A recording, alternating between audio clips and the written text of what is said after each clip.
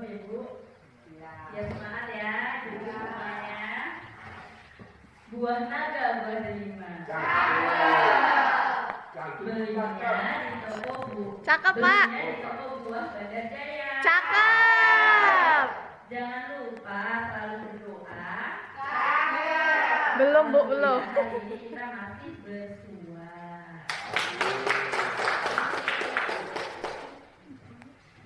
Alhamdulillahirrahmanirrahim. Puji syukur kita panjatkan kepada Tuhan Yang Maha Esa yang mana telah memberikan kita rahmat beserta hidayahnya sehingga kita dapat berkumpul di ruangan ini dalam acara diseminasi budaya positif. Tak lupa pula salawat serta salam kita aturkan kepada junjungan Nabi kita Muhammad SAW yang kita nantikan syafaatnya di hari akhir. Kepada yang terhormat Bapak Kepala Sekolah SD 2 Seperti Jaya, Bapak Heri Junaidi SPD, dan yang terhormat Ibu Siti Rofiatun, Sarjana Pendidikan Agama selaku pimpinan Yayasan TK Thariqul Huda, beserta Bapak Ibu Dewan Guru semuanya. Sebelumnya izinkan saya mengucapkan terima kasih banyak kepada Bapak Ibu Dewan Guru yang telah meluangkan waktunya untuk menghadiri dalam berbagi praktik baik budaya positif. Untuk acara yang selanjutnya yaitu doa yang akan dipimpin oleh Bapak Sukito. Untuk waktu dan tempat saya persilahkan. Assalamualaikum warahmatullahi wabarakatuh. Waalaikumsalam.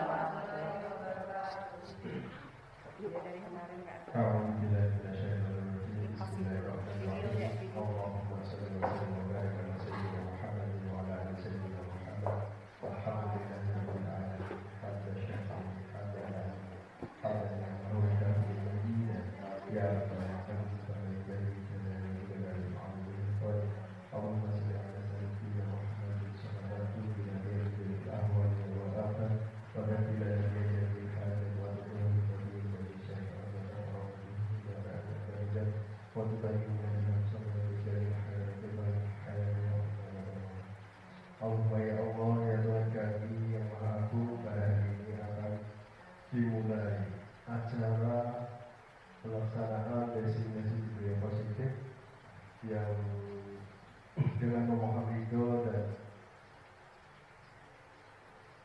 berkahnya sehingga acara ini. Assalamualaikum warahmatullahi wabarakatuh. Waalaikumsalam warahmatullahi wabarakatuh.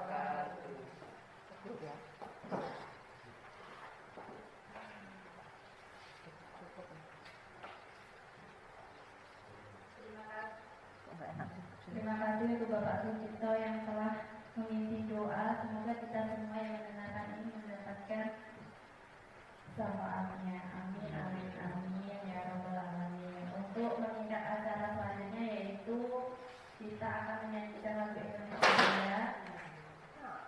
Mari Bapak Ibu semuanya kita berdiri di sini untuk menyanyikan. Di sanalah aku berdiri jadi pandu ibuku, Indonesia kebangsaanku, bangsa dan tanah airmu. Marilah kita berseru, Indonesia bersatu. Hiduplah tanahku, hiduplah negeriku.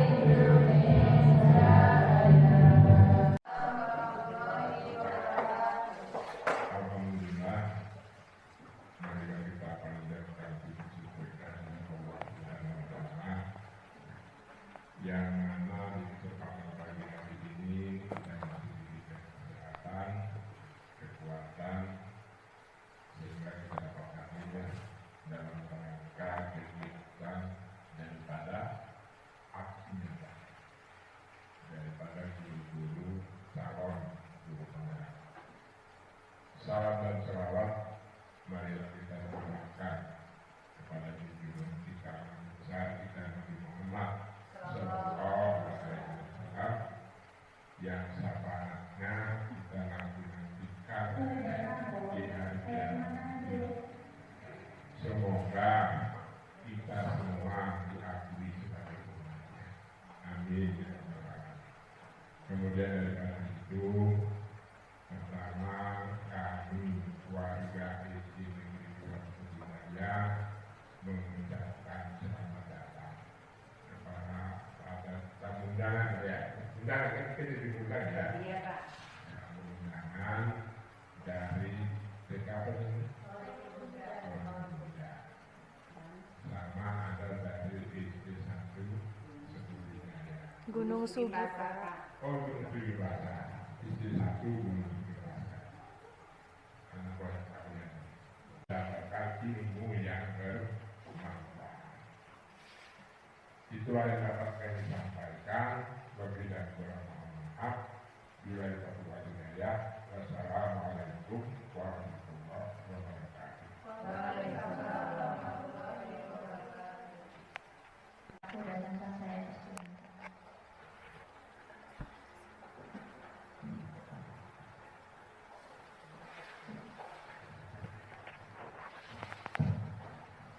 Assalamualaikum warahmatullahi wabarakatuh. Bismillah, alhamdulillah, salatu wassalamu ala rasulillah wa ala ibni abdillah wa la hawla wa la quwwata illa billah. Yang kami muliakan Bapak Heri selaku kepala sekolah SD 2 Surabaya, yang kami hormati dan yang kami muliakan Bapak Ibu Guru SDN 2 Surabaya dan teman seperjuangan guru TK Katolik Muda yang mudah-mudahan selalu sabar didik siswa-siswi yang usianya masih muda juga. Alhamdulillah, saya mengucapkan terima kasih kepada keluarga besar SDN 2 Surabaya yang sudah berkenan mengundang kami dalam kegiatan hari ini, sehingga tercipta silaturahmi. Kalau tidak ada acara seperti ini, mungkin kami doakan. Jadi walaupun dekat Ibu Guria ini juga seperti itu. Kalau nggak ada acara begini, mungkin nggak silaturahmi mereka. Jadi alhamdulillah banyak nilai positifnya. Dan mudah-mudahan pada kesempatan hari ini dengan diadakannya acara ini, apa yang menjadi hajat, apa yang menjadi cita-cita dari kawan-kawan guru SD ini tercapai. Allahumma amin. Menindaklanjuti dari beliau tadi sambutan. Silakan berdiri sebentar, maju ke depan sini. Di belakangnya saya, jangan saya patuh. Dari sana satu loh. Iya Pak. Mana kita? Depan aja.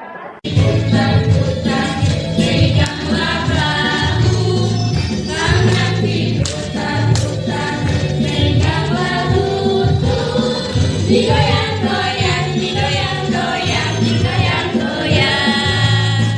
Diputar-putar, diputar ke atas, diputar-putar. Kebutuhan dasar manusia, teori hukum, teori manipulasi, hukum dan penghargaan. Yang kelima itu posisi kontrol guru, yang kelima keyakinan kelas, dan yang terakhir itu segitiga restitusi. Jadi di sini saya akan menjelaskan tentang budaya positif, nilai-nilai kebijakan universal.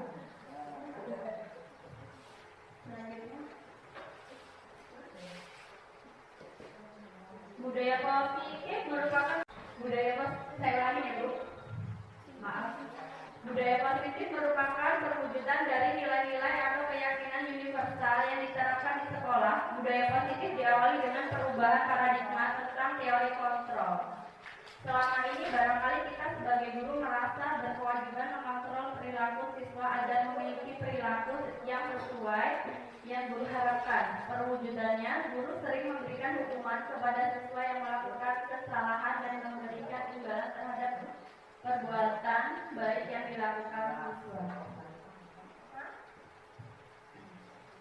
Jadi, teori kontrol itu ada 3 teori kontrol itu.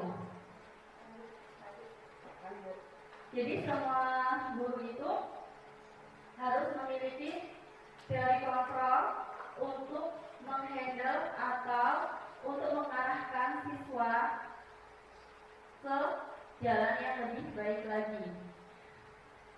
Perubahan paradigma.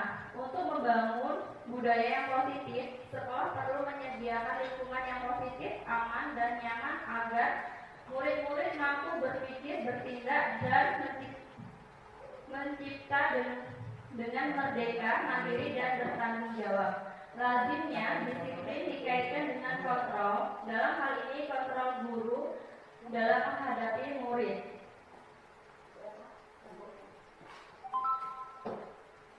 Nah, di sini ada sebuah kasus. Kasus ini yang pertama itu kan Anda dan teman Anda melakukan kegiatan cobalah buka di sini, yaitu mencoba buka sebuah kepalan tangan. Coba dipraktekkan. Semuanya mengepal tangannya. Anda adalah A, teman Anda adalah B, mengepalkan salah satu tangan. Coba Anda bayangkan bahwa Anda menyimpan sesuatu yang sangat berharga di dalam kepalan tangan tersebut. Anda perlu menjaga benda tersebut sekuat tenaga Anda karena begitu pentingnya untuk kehidupan Anda. Tugas rekan Anda adalah mencoba dengan segala cara membuka kepalan tangan Anda.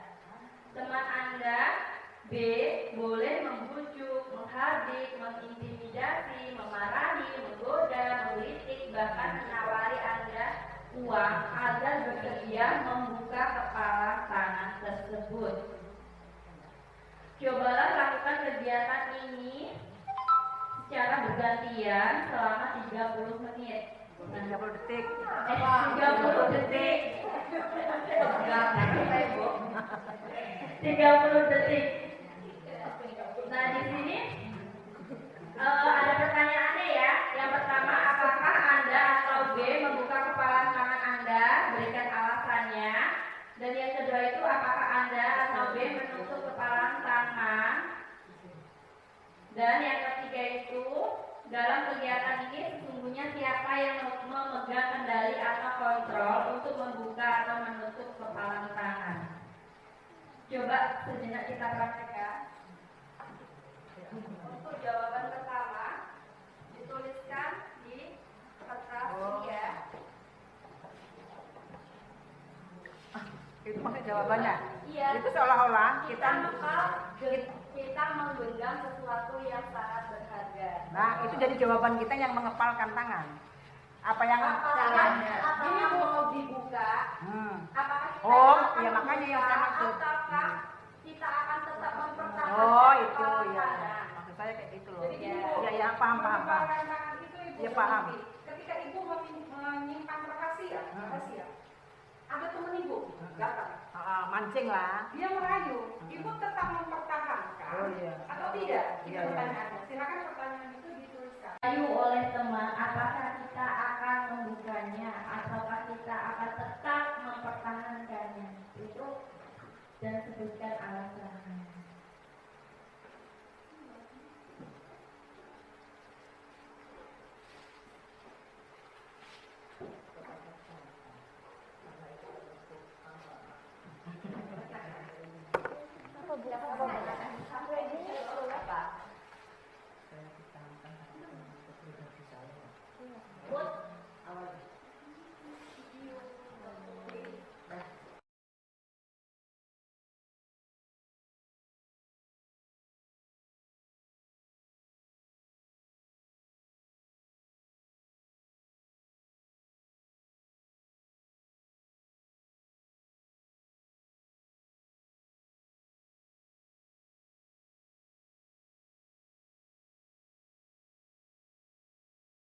Bapak Ibu, saya bacakan terlebih dahulu.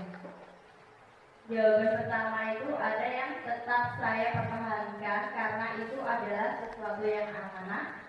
Dan yang kedua itu saya pertahankan karena itu menyangkut pribadi dan hidup saya. Ketika punya rahasia yang sangat penting tidak usah dibuka ke teman atau ke umum. Yang ketiga itu, yang keempat, aku akan membuka tangan karena yang aku simpan memang harus dibagikan dan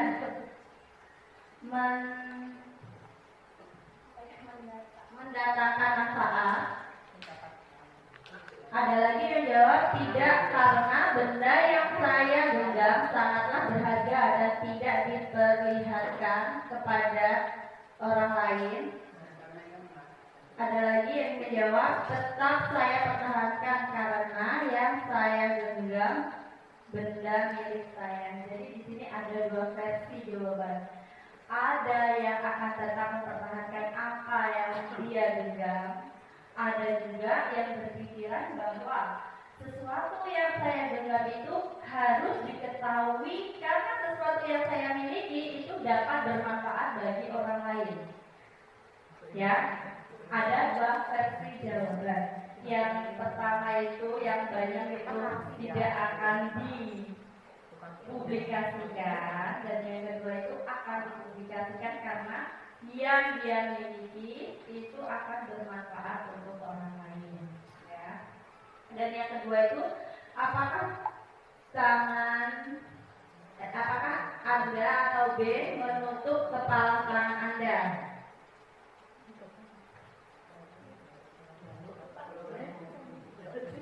Ya. Apakah Anda atau B menutup kepala tangan Anda? Mengapa? Apa alasan Anda menutup kepala tangan Anda? Menutup? Gimana? Apakah Anda akan menutup kepala tangan Anda? Mengapa? Apa alasannya? kan sudah Jadi dua versi. Loh, terus gimana? Jika kita tetap mempertahankan rahasia kita tanpa memberitahu kepada orang lain, apa alasannya? Nah, itu Manfaatnya, Itu manfaat untuk saya. Tapi Sampai gini ya, sih rayuan teman kita yang nomor 1, 2, dan 3 ini berkesinambungan ya, berkaitan. Lintas udara Bu, berkesinambungan. Apabila Ibu sudah menjawab saya mau mempertahankan, Ya. maka jawaban B Ibu harus memberikan alasan.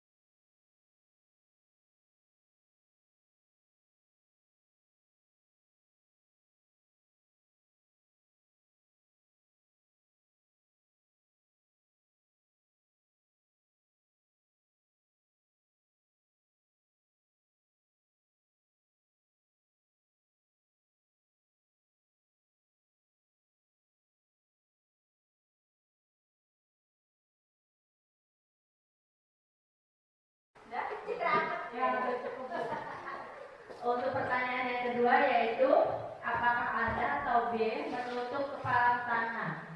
Di sini ada yang tetap saya genggam karena itu sesuatu yang tidak perlu dibuka. Ada lagi apabila untuk kebaikan bersama maka akan saya genggam. Saya tahu itu. Ada lagi yang menjawab, saya akan membuka tangan karena saya memang harus terbuka. Ada lagi, karena masalah yang saya genggam tidak harus dipublikasikan, maka saya akan tetap menggenggam. ada lagi saya pertahankan karena saya menyimpan sebuah rahasia. Ada lagi yang menjawab, yang sifatnya rahasia tidak boleh dibuka di umum, tetapi kalau memang dibutuhkan untuk kebaikan bersama, ya tetap dibuka. Nah, itulah jawaban nomor 2.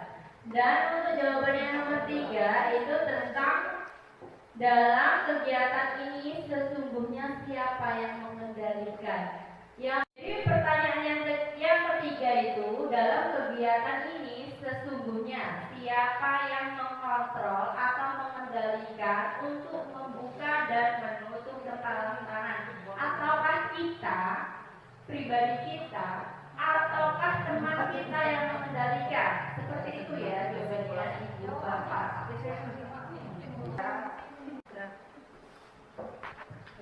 Di sini jawabannya, yang memegang kendali itu ada yang diri sendiri, saya sendiri. Sebagai pengendali setiap masalah adalah diri sendiri. Yang mengendalikan atau mengontrol, membuka atau menutup adalah diri kita sendiri. Nah, di sini jawaban semuanya itu yang mengontrol, membuka dan menutup kepala tangan yaitu diri sendiri. Jadi untuk mengontrol sesuatu keadaan apa yang sedang kita alami itu ya hanya diri sendiri. Slide selanjutnya.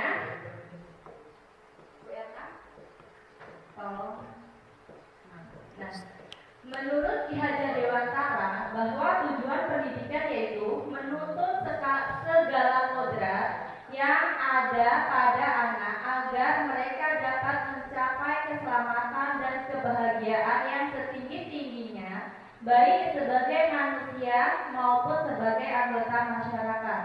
Oleh sebab itu, pendidik itu hanya dapat menuntun tumbuh atau hidupnya kekuatan kodrat yang ada pada anak agar dapat memperbaiki lakunya, bukan dasarnya, hidup dan tumbuhnya kekuatan kodrat anak. Jadi, kalau menurut Ki Hajar Dewantara, kita itu sebagai pendidik hanya menuntun, hanya membimbing, mengarahkan anak didik kita, peserta didik kita itu untuk menuju jalan yang lebih baik, untuk menyambut masa depan mereka, agar mereka itu dapat menyesuaikan diri mereka di era zamannya. Jadi, dalam menurut pendapat Ki Hajar Dewantara, di situ kan ada kodrat anak. Kodrat itu ada 2, kodrat alam dan kodrat zaman. Kodrat alam itu dasar potensi yang dimiliki oleh anak tersebut. Iya. Jadi kita itu sebagai seorang pendidik itu hanya membantu mengarahkan bakat yang sudah ada pada peserta didik kita, bukannya merubah atau memaksakan kehendak kita untuk peserta didik kita. Kalau kodrat zaman, jadi zaman itu kan berubah dari zaman sekarang dan besok, kemarin dulu itu kan selalu berubah. Sedangkan kita itu kedepannya akan zaman abad 21 yang dimana semuanya itu sudah menggunakan IT, menggunakan digital semua.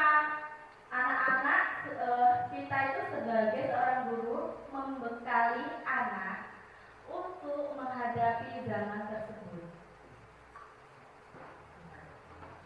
membekali akhlaknya, membekali ilmunya. Kalau seandainya peserta didik kita tidak dibekali dengan akhlak, maka nantinya pada era abad 21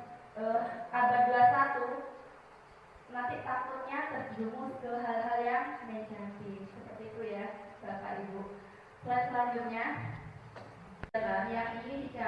setiap anak Indonesia kita kenal dengan pelajar profil Pancasila.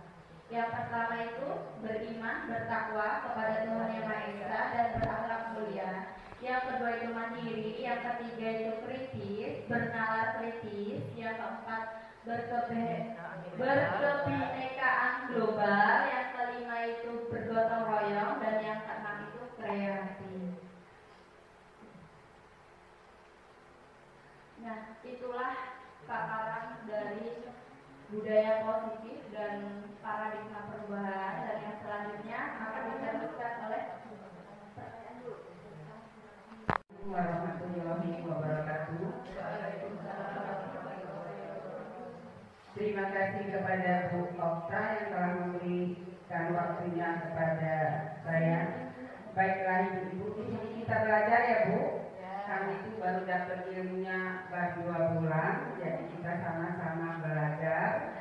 Kami mencoba mentransfer ilmu yang kami peroleh sedikit demi sedikit. Mungkin di sini baik penyampaian atau tutur kata kami belum tepat, kami mohon maaf ya Bu. Namanya kita sama-sama belajar.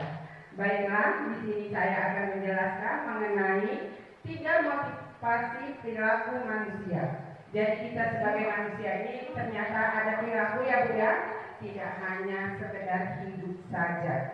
Kita juga nanti ada kebutuhan-kebutuhan. Seperti sekarang ini kebutuhan kita itu sudah disiapkan sama Shopee ya Bu ya. Iya. Baiklah, di sini saya akan menjelaskan 3 motivasi perilaku manusia. Yang pertama, untuk menghindari ketidaknyamanan atau hukuman. 2, untuk mendapatkan imbalan atau penghargaan dari orang lain. 3, untuk menjadi orang yang mereka inginkan dan menghargai diri sendiri dengan nilai-nilai yang mereka percaya. Bu Erna, selanjutnya.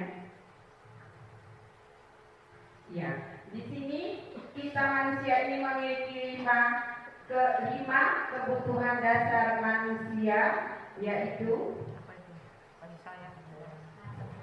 kasih sayang dan rasa diterima,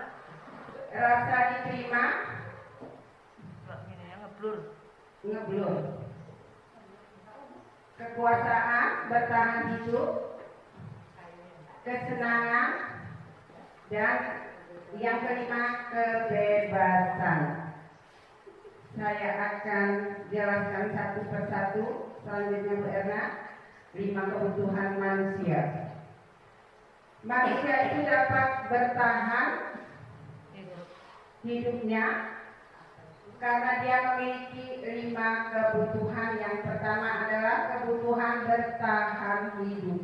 Kita hidup ini kan untuk bertahan ya Bu, bukan hidup asal untuk hidup. Kalau kita hidup asal untuk hidup, mungkin kita tinggalnya nggak bermasyarakat ya Bu ya, karena kita manusia ini memiliki 5 kebutuhan. Yang pertama adalah kebutuhan bertahan hidup adalah superviral, kebutuhan yang bersifat fisiologis untuk bertahan hidup, misalnya makan itu merupakan kebutuhan pokok, walaupun nggak ada nasinya ya Bu Siti, nggak ada lauknya Bu Siti ya, yang penting ada nasi sama sambal terasi. Kalau kami Lampung, kakinya naik di atas meja Bu. Yang kedua, kasih sayang dan rasa diterima, kebutuhan untuk diterima. Kebutuhan ini termasuk kebutuhan psikologis seperti rasa diterima, dipedulikan, berbagi, bekerja sama, menjadi bagian dari suatu kelompok, dikasihi, mengasihi, disayangi, menyayangi. Kebutuhan akan hubungan dan koneksi sosial, kebutuhan untuk terhubung dengan orang lain, teman, keluarga, pasangan, rekan kerja, kelompok, bahkan dengan binatang peliharaan. Kebutuhan ini biasanya dapat dipenuhi melalui ketulusan dan kehangatan hubungan keluarga, teman-teman, kelompok, klub, guru, konselor, dan iya. Kayaknya kalau kebutuhan ini kayaknya kita sendiri ini ya, yang mengalami ya Ibu? Iya. Masalahnya apa? Kita ini hidup bermasalah. Kayaknya di sini sudah dipahami ya Bu ya. Kayaknya kebutuhan ini kena sama kita. Karena apa? Kita juga butuh rekreasi, misalnya sebulan atau 2 bulan sekali jalan-jalan ya Bu, nggak jauh-jauh. Nah, walaupun jelek-jelek, kalau rumah kita beda ya Bu ya, beda. Apalagi kalau kita tinggalnya sama ibu mertua, lebih beda lagi ya. Iya. Ngelihatnya lagi ke Bu ya ini. Iya. Karena dia campur sama mertua, bukan juga ya. Jadi seenak-enaknya rumah, enak rumah kita. Iya. Karena dia merasa nyaman. Di samping rumah kita juga butuh berlindung dan kesehatan. Dapat dipenuhi dengan makan, tidur, olahraga, memberikan perlindungan. Jadi selain kita tidur juga kita olahraga. Lakukan demi ibu bapak itu sesama teman. Apakah kamu mau mendapatkan stiker bintang hari ini, teman? Tahu. Selanjutnya, bagaimana kamu bisa menyelesaikan masalah ini, manajer? Kamu selalu yang paling terakhir, penghukum. Setelah saya pribadi ya Bu mempelajari penggerak ini, ternyata ini kalau saya pribadi ya Bu ya, kita ini mengajarnya salah ya Bu. Kita ini pakai sistem menghukum. Maksud kita, tujuan kita menghukum itu biar anak takut atau jerah atau mau mengikuti apa ya? Aturan. Iya. Perintah atau tugas atau apa gitu ya, maksud kita ya. Ternyata salah Bu. Kita itu sama anak tidak boleh menghukum. Iya. Bentuk apapun itu tidak boleh. Contoh kecil ya Bu, kalau kami upacara hari Senin, anak itu suka tidak bawa topi. Kalau anak perempuan dasi lagi ketutup jilbab ya Bu, tapi kalau topi fatal ya, itu kita maju ke depan. Kita panggil dia, kadang kita bariskan beda ya Bu ya. Iya. Kebanyakan kita bariskan dekat tiang bendera. Itu salah Bu ternyata. Sekarang itu tidak boleh memberi hukuman lagi. Itu termasuk di dalam kurikulum merdeka. Kalau kurikulum yang dulu nggak apa-apa, sekarang tidak boleh lagi. Sekarang pertanyaan saya Bu, kita sebagai guru saja ya Bu ya, bukan sebagai programnya Bapak Menteri Pendidikan ya Bu.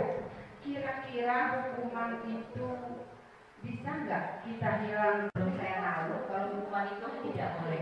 Nah sekarang kalau misalnya saya menghukum anak siswa saya, itu kan tidak boleh ya, secara merugikan tadi ya Bu ya. Memberikan mereka itu contoh.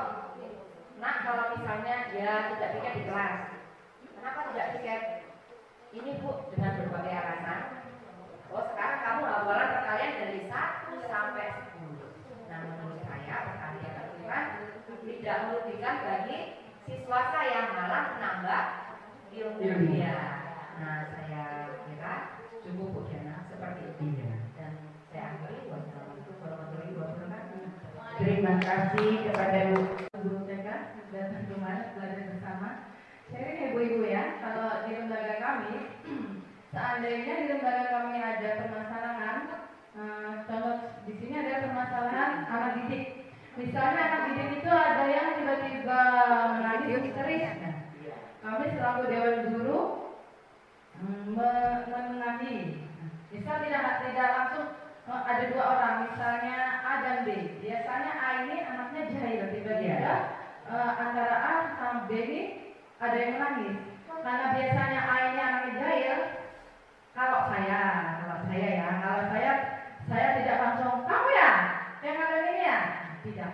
Kalau saya pribadi, kita mencari informasi dulu. Informasinya bukan hanya dari 2 orang ini saja. Bisa dari teman yang lihat. Iya. Sesungguhnya apa yang terjadi. Nah, jika sudah menemukan solusi, tidak memberikan hukuman, kita menyarankan mereka saling memaafkan. Iya.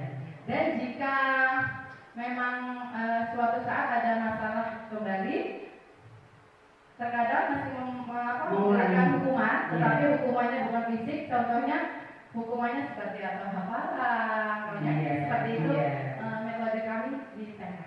Terima kasih. Cukup sekian dari kami. Wassalamualaikum warahmatullahi wabarakatuh. Nah, setelah kita angkut dari 5 dasar kebutuhan manusia, manusia itu juga ternyata memiliki 3 perilaku yang telah dipaparkan oleh Bu Okta tadi. Ya, Bu Herawati, sampai di sini bisa dipahami, Bu. Ya. Kemudian setelah itu terjadi, kita memiliki 5 posisi kontrol. Setelah awalnya Bu kita mengontrol diri kita, seperti apakah diri kita ini dan bagaimana penjabarannya. Kemudian ada juga Bu 5 posisi kontrol. Pertama, ini bukan berlaku di dalam dunia pendidikan saja, tetapi di dalam masyarakat, terutama diri kita. Segala sesuatu Bu itu diawali dari diri. Seperti filosofis Ki Hajar Dewantara yang disampaikan oleh Bu Okta tadi.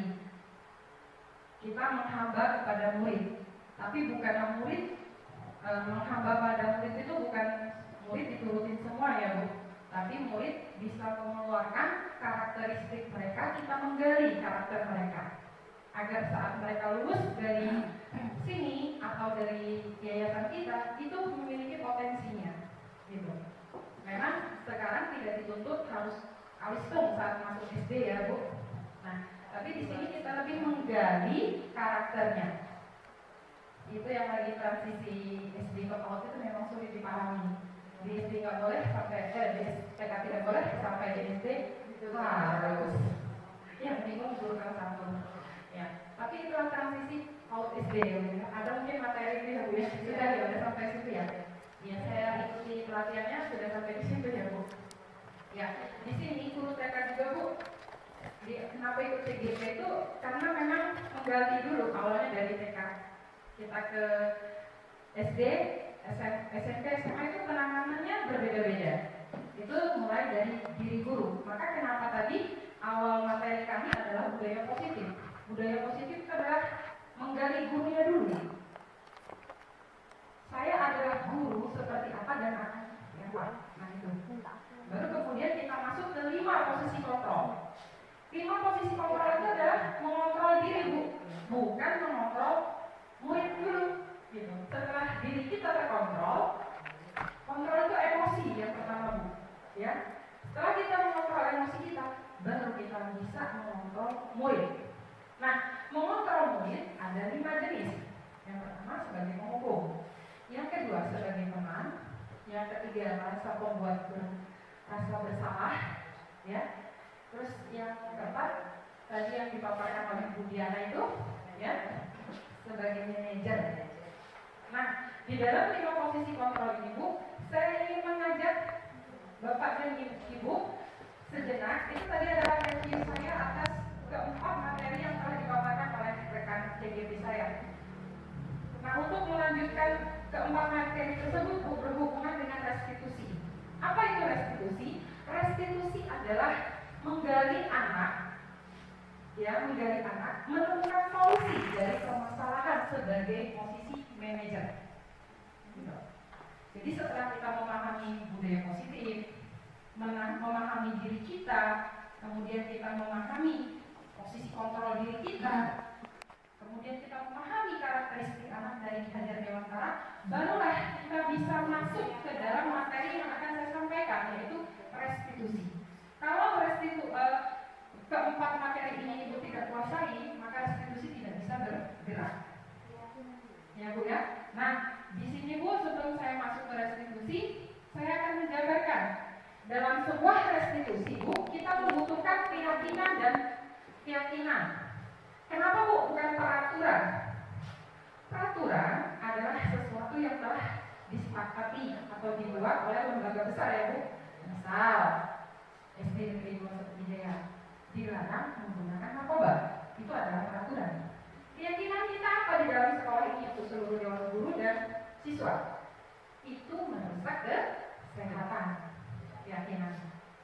Seperti itu ya Bu, bisa dipahami? Oke, lanjut. Nah, dalam menanggapi restitusi itu berjalan Bu, dibutuhkan sebuah keyakinan.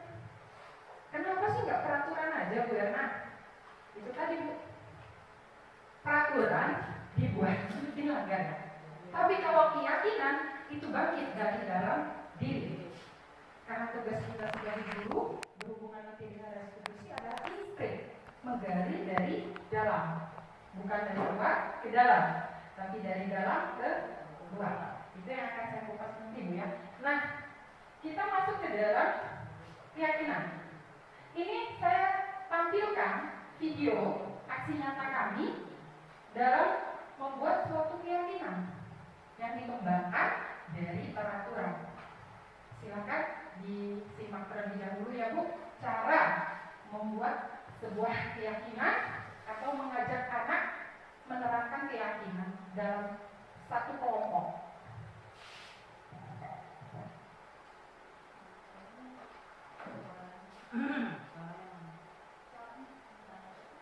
Itu dikonekin di Bluetooth dulu aja.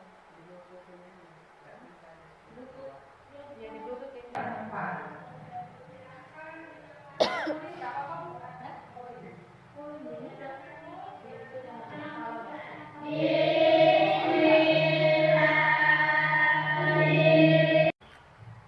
Untuk kita membuat kesepakatan kelas, itu satu, komitmen, bertanggung jawab, saling menghargai, jujur, dan peduli.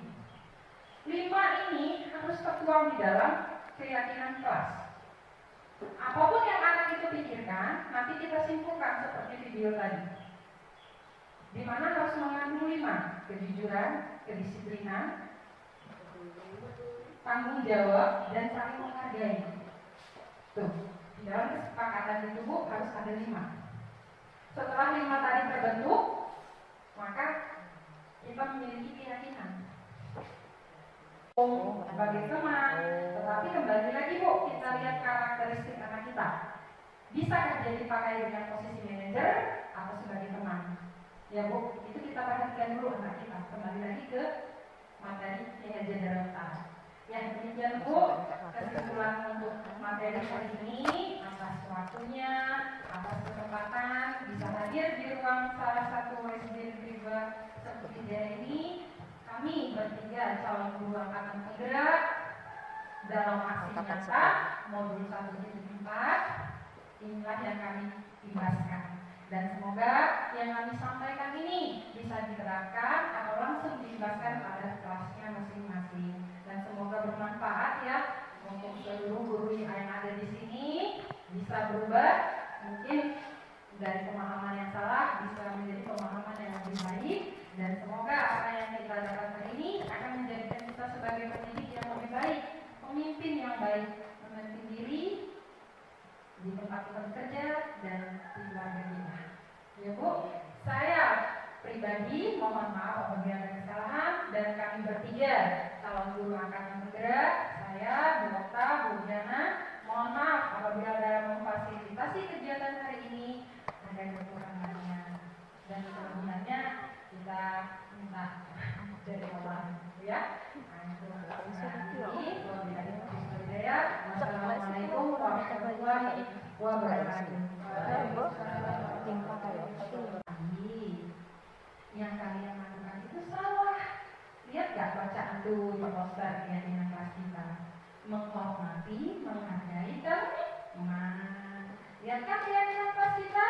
Lihat Bu, nah ada ibu yang ganteng, yang cantik. Gak boleh seperti itu. Kita kan sepakat nih, ya, menghargai teman. Setelah kita menghargai teman, kita gak boleh tutup teman. Gimana mau maafkan gak sama kawannya? Mau Bu, sepakat ya, sepakat. Besok lagi lagi. Seperti itu Bu, cara restitusi segitiga penanganannya. Bukan menyalahkan. Membuat anak menggali permasalahan, kemudian mempertanggungjawabkan. Mempertanggungjawabkan juga bukan menghukum, tetapi membuat konsekuensi. Apa itu konsekuensi? Mau memperbaiki kesalahan. Itu. Oke, kamu tanggung jawab ya. Kita udah buat nih kesepakatan. Cuci WC, enggak. Tapi setelah terjadinya tanggung jawab tersebut, kita konsekuensi, kamu tidak akan melakukan. Berarti kamu memperbaiki. Nah, itulah inti dari restitusi ini. saya maksud tadi dengan segitiga restitusi. Segitiga restitusi adalah penanganan kita di dalam posisi manajer 5 kontrol tadi Bu yang dipatahkan oleh Bu Diana.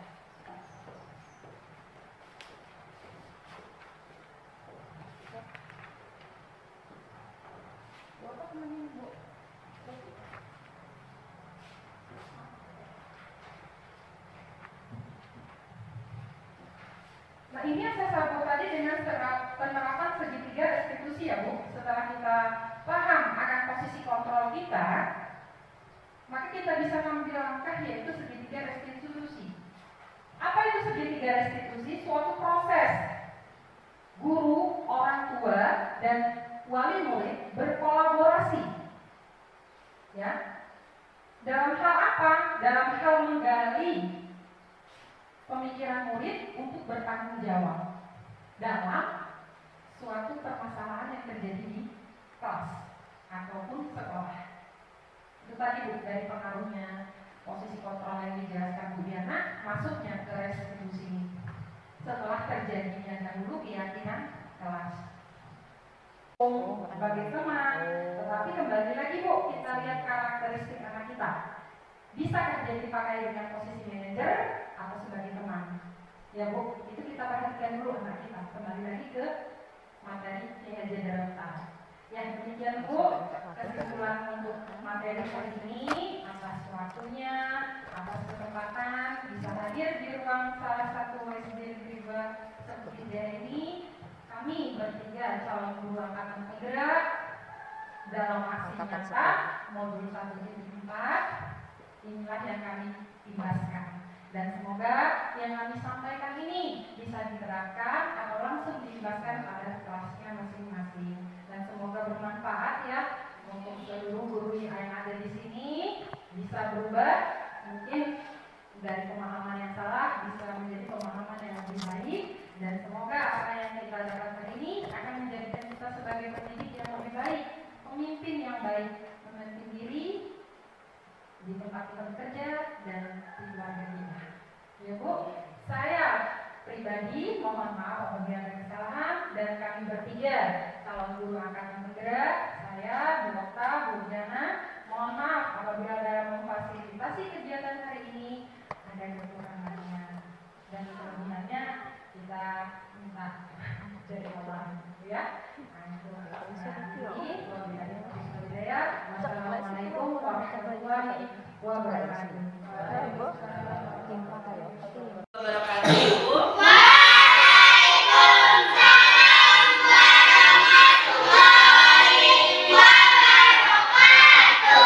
Selamat pagi semuanya, anak-anak ibu. Alhamdulillah. Bagaimana kabarnya hari ini, Nak?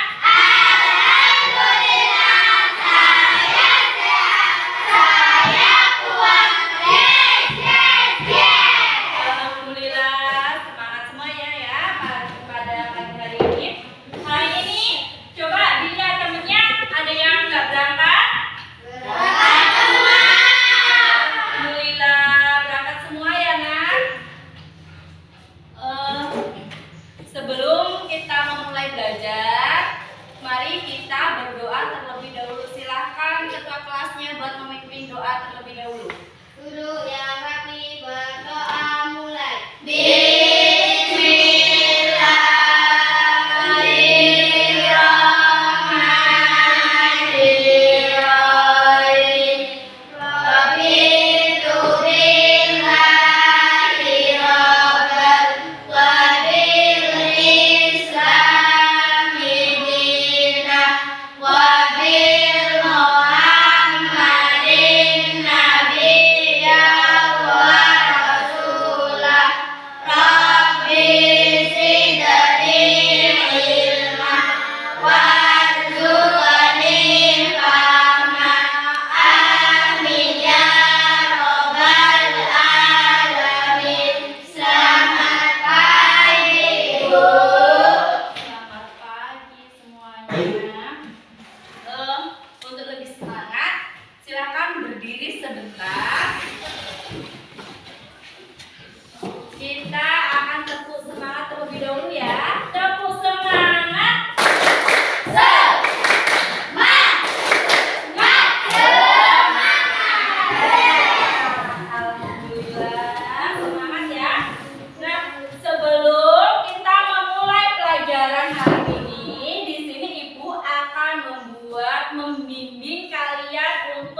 membuat kesepakatan kelas.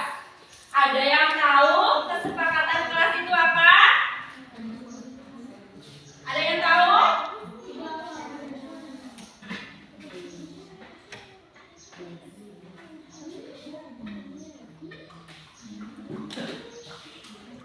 Nah, jadi kesepakatan kelas itu sebuah peraturan yang disepakati antara siswa dan guru.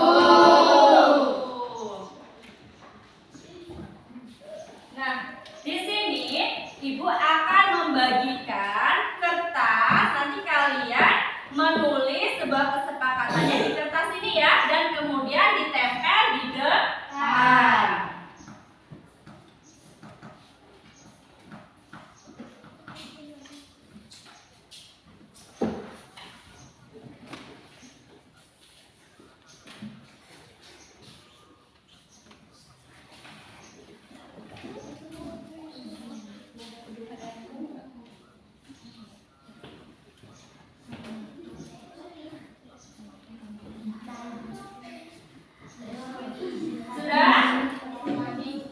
Contohnya itu seperti ini ya, kalau kesepakatan kelas itu ya. Contohnya kita membuat kesepakatan tentang tidak boleh terlambat saat masuk ke kelas ya. Silakan ditulis kesepakatan apa yang akan kita buat atau kita sepakati.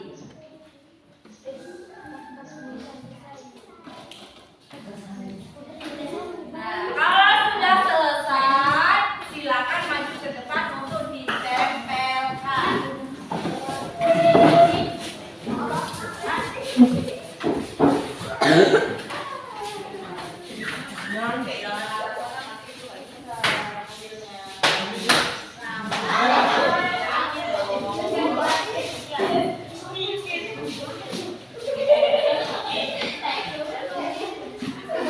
Sudah semuanya? Sudah ditempel? Sudah.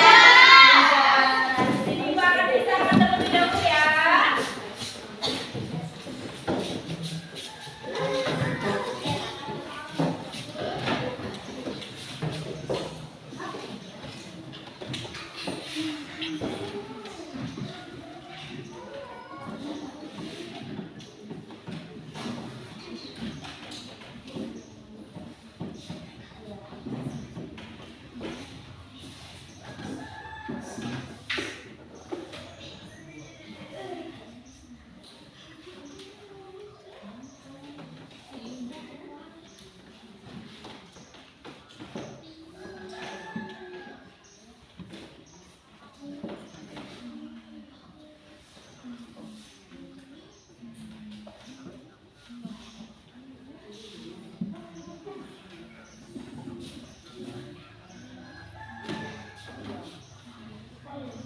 Nah, di sini terdapat 6 kesepakatan kelas. Yang pertama, berdoa sebelum dan sesudah pelajaran. Ini ya. Yang kedua, masuk tepat waktu. Yang ketiga, tidak boleh buang sampah sembarangan. Yang keempat, yaitu tentang tidak boleh makan di kelas. Yang kelima, itu tentang tidak boleh mengobrol saat guru sedang menerangkan. Yang keenam, tidak boleh tidur di dalam kelas. Nah, baiklah ya. Ingat ya, kesepakatan yang telah kita sepakati itu wajib diapakan? Wajib